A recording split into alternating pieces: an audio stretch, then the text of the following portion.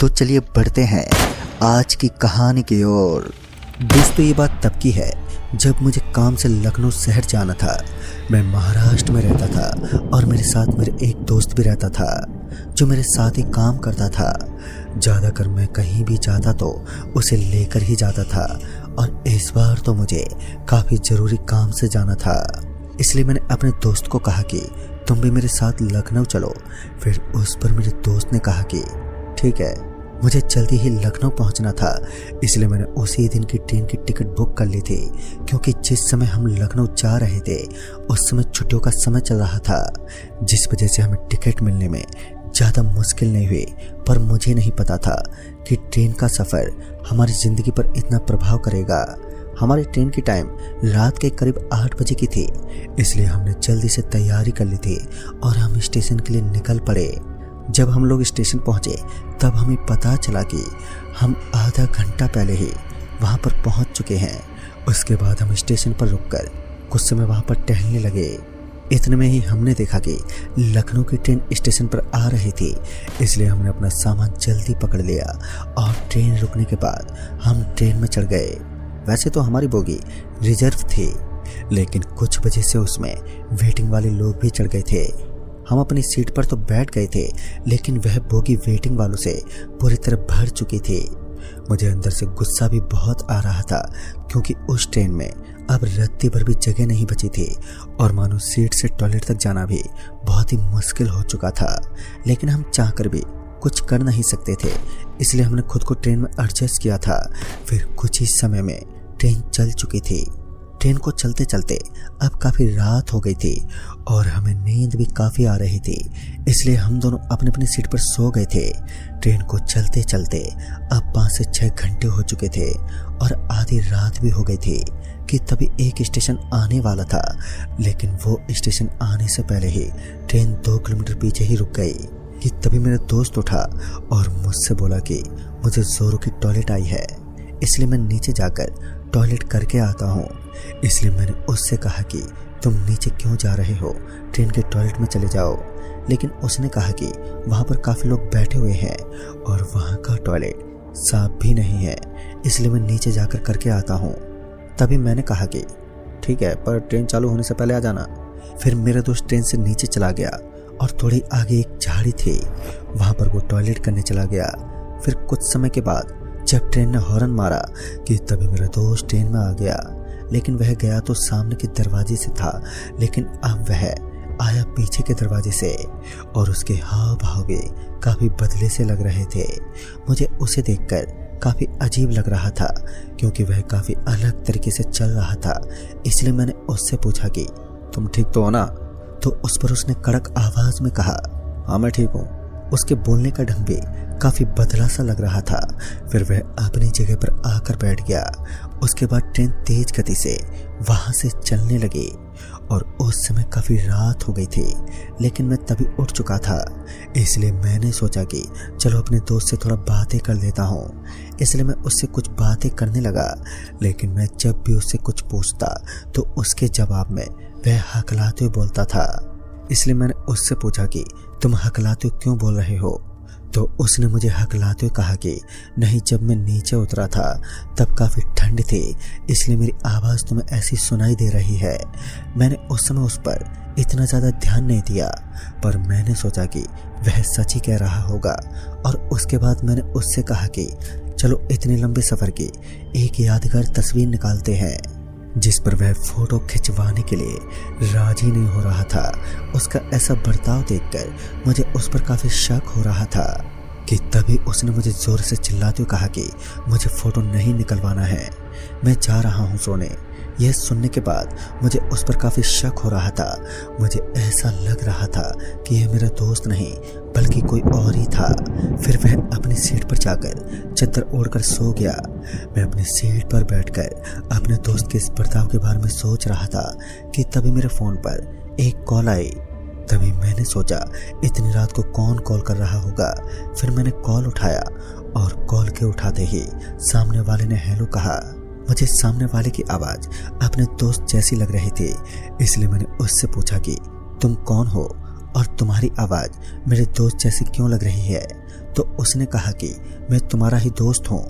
उसकी आवाज़ तो मुझे जानी पहचानी लग रही थी, लेकिन मेरा दोस्त मेरे सामने लेटा हुआ था। इसलिए मैंने उससे कहा कि भाई क्यों मजाक कर रहे हो, मेरा दोस्त तो मेरे सामने लेटा हुआ है।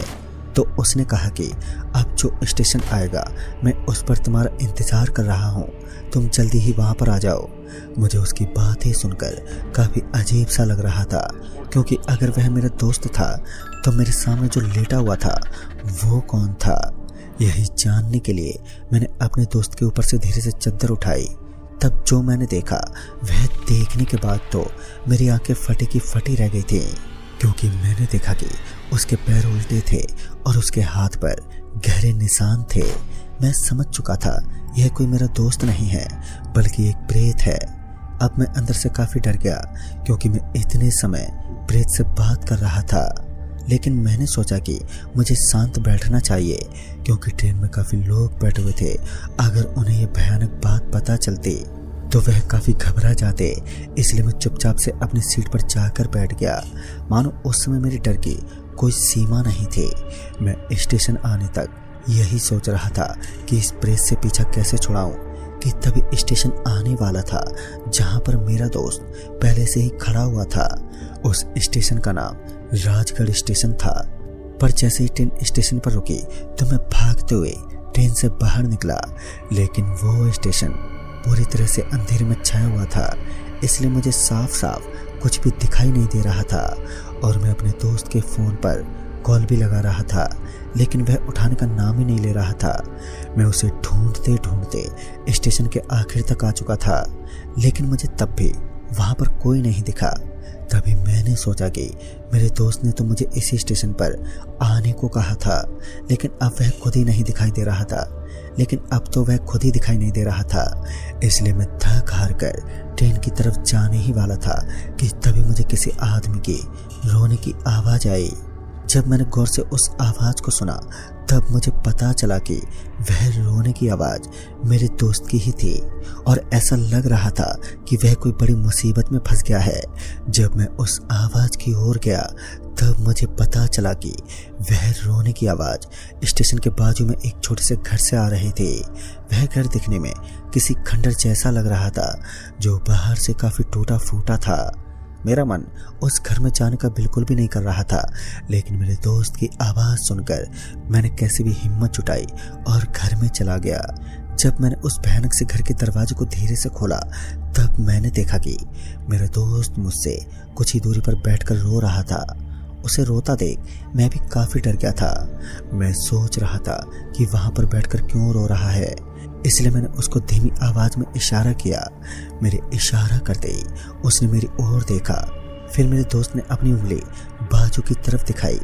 मैंने जैसे ही अपना सर उस ओर मोड़ा, फिर जो मैंने देखा तो देखने के बाद मानो मेरी जान ही निकल गई थी, क्योंकि मैंने देखा कि वहाँ पर एक आदमी खड़ा था जिसका शरीर सामने की तरफ था, लेकिन उसकी मुंडी पीछे की ओर मुड़ी हुई थी।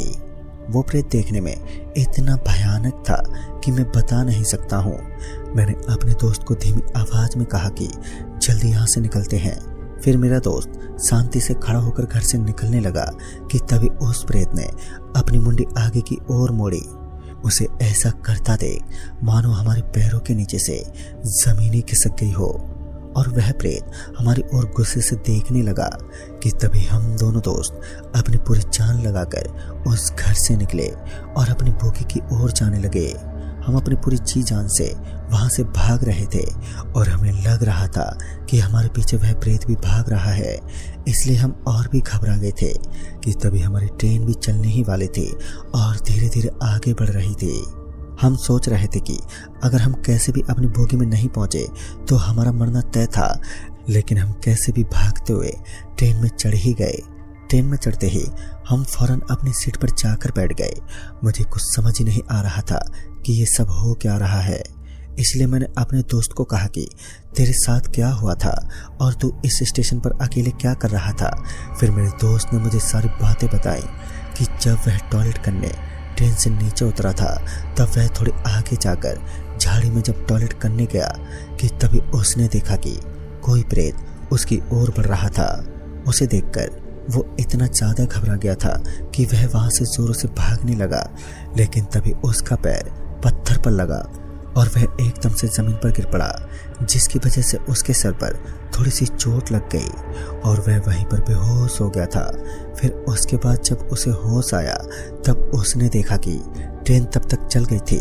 फिर उसके बाद वह ऑटो पकड़ के आगे के स्टेशन पर आ गया और फिर जब वह मेरे इंतज़ार में स्टेशन पर खड़ा था कि तभी किसी ने उसे घसीटते हुए उस घर में लेकर गया और उसे वहीं पर बंद कर दिया गया। मेरा दोस्त इतना ज़्यादा डर गया था कि ये बातें बताने में भी वो बुरी तरह से कांप रहा था। फिर उसके बाद हमने इस बात को भूलने में ही भलाई समझी और एक दिन के लंबे सफ़र के बाद हम लखनऊ पहुंच गए थे। दोस्तों, ऐसा कुछ भयानक हमारी ज़िंदगी में पहली बार हुआ था और इन सब को भूलने में मुझे काफ़ी साल लग गए थे। तो दोस्तों, इस कहानी में बस इतना ही। कहानी आपको पसंद आई हो तो लाइक शेयर ज़रूर करें और साथ ही हमें कमेंट बॉक्स में ज़रूर बताएं। जल्दी ही मिलूंगा ऐसे ही एक और नई कहानी के साथ। तब तक के लिए बाय एंड टेक केयर।